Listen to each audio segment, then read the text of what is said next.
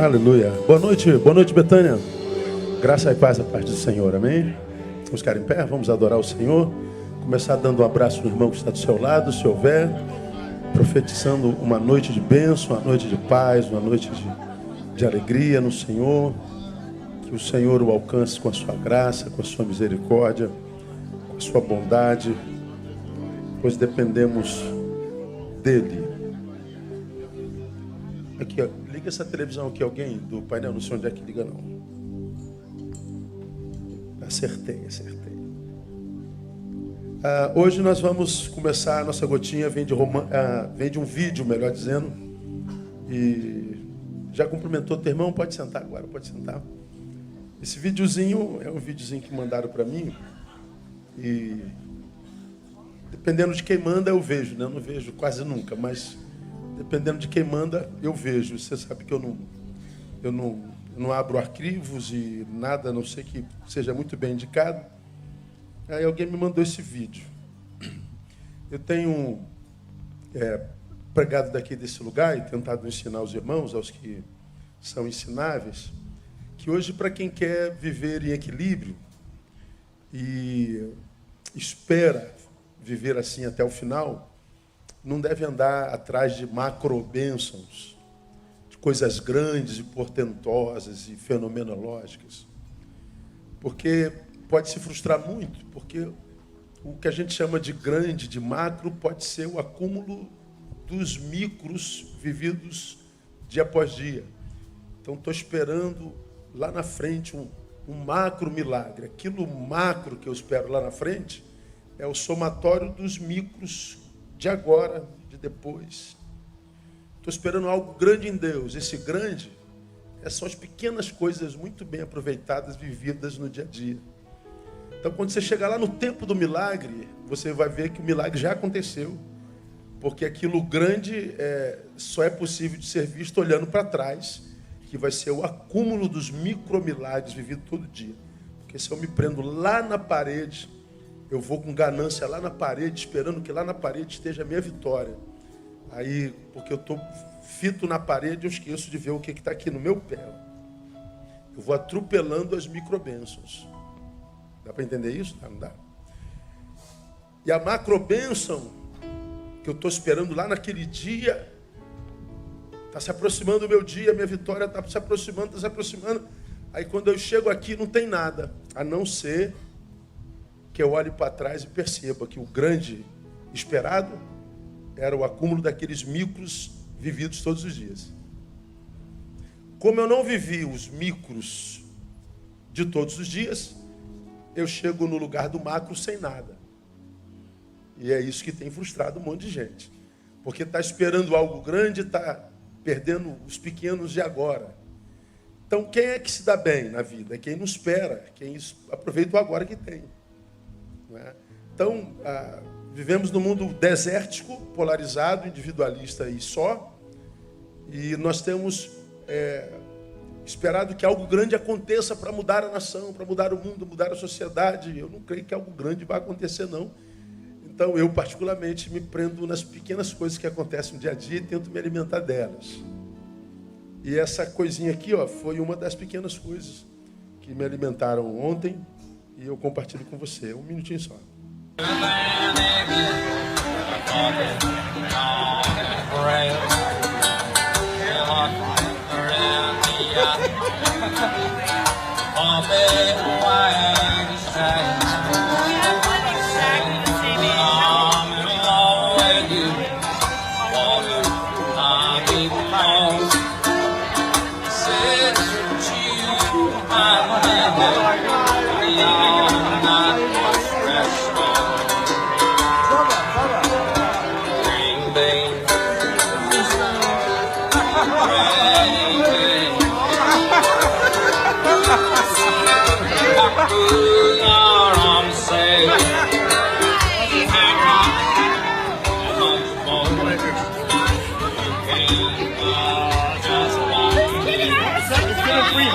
Free hugs for everybody. I know, hugs for everyone. Can I get a hug?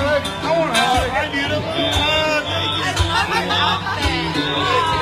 Thank you for that hug. It's good to see you. It's real. You can blow on it.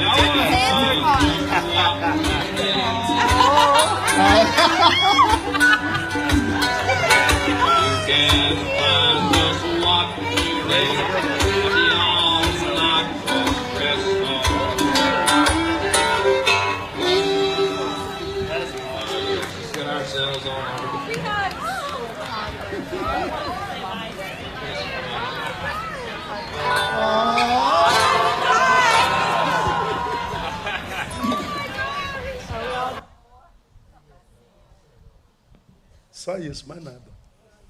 Uma bobagem, né? Uma criancinha que chegou na festa e cismou de abraçar todo mundo. Aí todo mundo foi encantadérrimo. Uma pessoa abraçando todo mundo. Poxa, por que um troço desse toca tanto na gente? Porque se trata de um ser humano com uma humanidade ainda intacta, intocada. Um ser humano com a sua humanidade virgem, sem maldade, sem querer tirar nada de ninguém, sem querer fazer mal a ninguém, valorizando o abraço de todo mundo, a existência de todo mundo. Um ser humaninho que não conhecia ninguém, que estava abraçando. Mas já que eu estou aqui, por que não? E ela foi abraçando todo mundo, e todo mundo no entorno encantado com a menina abraçadeira. Por que ela abraça todo mundo? A humanidade virgem, a humanidade intacta, a humanidade ainda intocada. Ou seja, a sociedade ainda não conseguiu adoecê-la. Então, o ato desse ser humaninho mexe com nós outros. Mexe conosco. Por que um negocinho desse produz tanta admiração em nós? Na minha concepção, primeiro, porque essa menininha, isso eu estava falando, tirando para mim os exemplos para a vida, é que essa menininha nos faz sentir saudade do que fomos um dia. Um ser humano humano. Um ser humano que não precisava ter medo do outro. Um ser humano que não precisava se guardar do outro. Um ser humano que acreditava no outro, que ainda era capaz de amar. Um ser humano que não precisava andar armado e com um espírito beligerante o tempo todo. Um ser humano que não precisava se resguardar. Não, o abraço não tinha perigo algum, porque o outro era visto como eu me via. Por que ela abraçava todo mundo? Porque ela ainda tem a sua humanidade intacta. Ela olha para os outros e se vê. Ora, os outros são igual a mim. Mas por que a gente tem medo do outro? Porque a gente sabe o mal que a gente pode fazer. Por que a gente desconfia do outro? Porque a gente sabe que a gente não é confiável. Por que a gente tem medo de ser traído? Porque a gente sabe que é capaz de trair. Nós enxergamos as coisas como nós somos e não como as coisas são. Então, o vídeo dessa menina, ela me mexeu demais ontem à tarde. E eu falei, caramba, é saudade de mim. O tempo em que a gente podia ter uma relação humana sem medo. A gente podia se amar, a gente podia ser amigo. A gente podia brincar sem maldade. A gente não precisava medir palavras porque não ia ser interpretado equivocadamente. Era o tempo em que a gente podia ser sem castrações por causa da existência alheia. Mas porque o outro se transformou no que se transformou, lembrando que nós somos o outro do resto do mundo. Então a gente, quando fala do outro, fala da gente também, ok? Então, como o outro adoeceu tanto, nós adoecemos tanto, então a gente tem tanta coisa que a gente gostaria de poder falar, mas como é que vai ser compreendido? Não fala.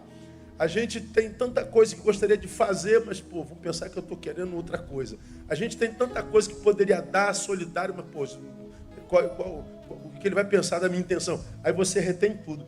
Esse retido é vida não vivida. Esse retido é vida impossibilitada. É disso que a gente vai sentir falta lá na frente. Nossos vazios é exatamente isso. São exatamente isso. Por quê? Porque a nossa humanidade já está deformada.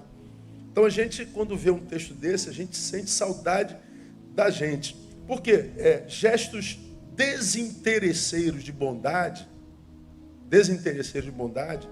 tocam até os mais abomináveis seres humanos. Esse atozinho de bondade tocou todo mundo, e toca até o mais abominável. Tanto é que Por exemplo, você vê um camarada que estuprou uma criança, ele bate na cadeia, nego mata ele. Não faça isso com uma criança. Pô, o cara que está lá já é um monstro. Mas ainda há um quê de bondade. Então, atos de bondade tocam os mais abomináveis seres humanos.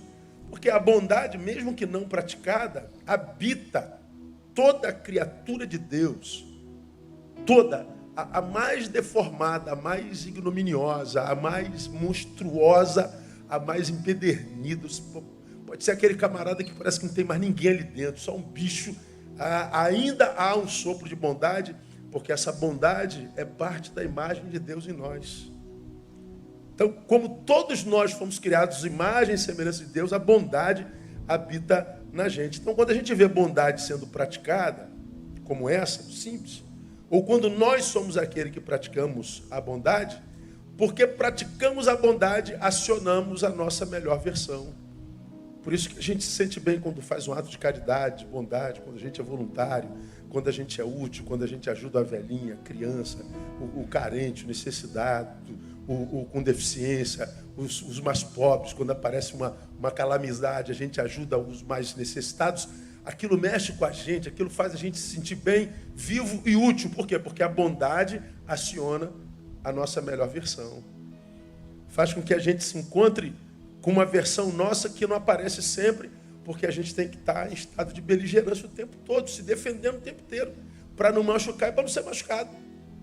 Então a gente tem que andar armado o tempo inteiro. Isso cansa. A gente não tem acesso à nossa melhor versão.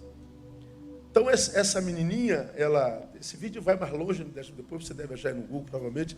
Ela andou, era uma festa country, ela andou a festa todinha, abraçou todo mundo. Acho que quando acabou a festa, ela estava na hora de ir embora. Quando ela acabou de abraçar, ela estava na hora de ir embora. Porque ela fez questão, e todo mundo foi encantado, ela virou o centro das atenções. Um pequeno ato de bondade, que nos encanta, porque faz com que nós sintamos saudade do que a gente fomos, do que nós fomos. A gente fomos, é ótimo, misericórdia. Do que a gente foi e do que nós fomos, não é? Então, saudade do que nós fomos.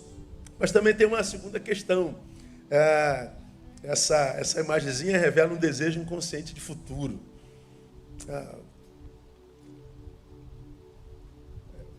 Desejo inconsciente de futuro. Bom, todos nós sonhamos com o futuro, né? E a gente vê um negócio desse, primeiro sinto saudade do que a gente foi. Hoje a gente é abraçado com maldade. Se a gente vai ajudar, pensa, se tu fala, vão compreender errado. Então você se retira. Mas você olha a menina se dando, se doando, e você diz, caramba, é também um desejo inconsciente de futuro, ou seja, do que gostaríamos de ver praticado na sociedade. O que todos nós gostaríamos de ver praticado na sociedade? Paz e comunhão entre os homens. Paz. Queremos ter paz. Tudo que a gente quer, pastor, é paz. Pois é, todo mundo quer isso. Paz e comunhão entre os homens. O problema é que esse desejo de paz e comunhão entre os homens vem seguido pela realidade diante dos nossos olhos. Guerra e litígio. Então, de um lado, eu sonho com uma coisa, quando eu abro o olho eu vejo outra. Então, o meu sonho é logo confrontado pela realidade. Como a realidade ela é mais densa do que o sonho, quase sempre a gente abre mão do sonho e mergulha na realidade sofrível e desesperançosa. Esse mergulho na realidade que coloca o sonho no invólucro impossível, gera desesperança. Esse videozinho, acho que mexeu comigo por causa disso, né? Em nós aflora o desejo da paz, mas ao mesmo tempo a realidade o sufoca. Aí a gente vê essa realidade diante dos nossos olhos. Puxa, a vida não podia ser assim, não podia voltar a ser assim. Pois é, talvez, né? Por último, para a gente adorar, tal realidade, a da bondade e paz, só será possível em Deus. Romanos 2, versos 9 e 10, quando Paulo fala sobre a ação de Deus sobre o homem a partir da sua própria obra e produção, ele diz assim: tribulação e angústia sobre a alma de todo homem que pratica o mal. primeiramente do judeu e também do grego, ou seja, não escapa ninguém. Judeu e grego é como se ele estivesse dizendo os salvos e os perdidos. Não tem a ver com religião, não tem a ver com salvação, não tem a ver com nada. É tribulação e angústia, independente de quem seja, para todo homem que pratica o mal. Mas o versículo 10 diz, glória, porém, e honra e paz a todo aquele que pratica o bem, primeiro do judeu, também do grego.